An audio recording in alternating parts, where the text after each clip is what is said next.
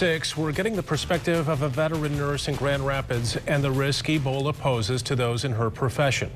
24-hour News 8's Joe LaFurgey talked with her. He's live at Spectrum Hospital. Joe.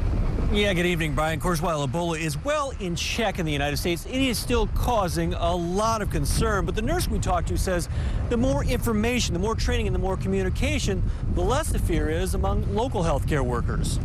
For many nurses and other healthcare workers, the initial reaction to Ebola is a lot like the initial reaction to a health crisis from a generation ago, when the strange and frightening illness known as AIDS first surfaced in the U.S.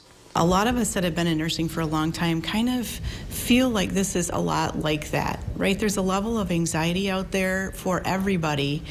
Now Director of Emergency Preparedness for Spectrum Health, Julie Bolson's been in nursing for the better part of 3 decades. And while in the U.S. Ebola is far from the epidemic AIDS would become, the unknowns early on are what worry many healthcare workers, and not just for their own well-being.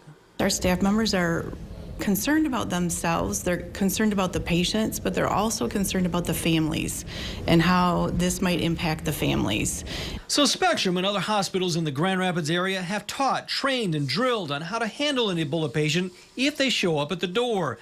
Everyone has gone through the training. Spectrum has designated special teams to deal with Ebola to cut down on the number of healthcare workers that would be exposed. When it comes to settling those nerves, it's more than the mechanics of the care. Sitting down with them at a table and answering any of their questions and any of the concerns that they might have, really to alleviate any anxiety that may be out there with our staff nurses.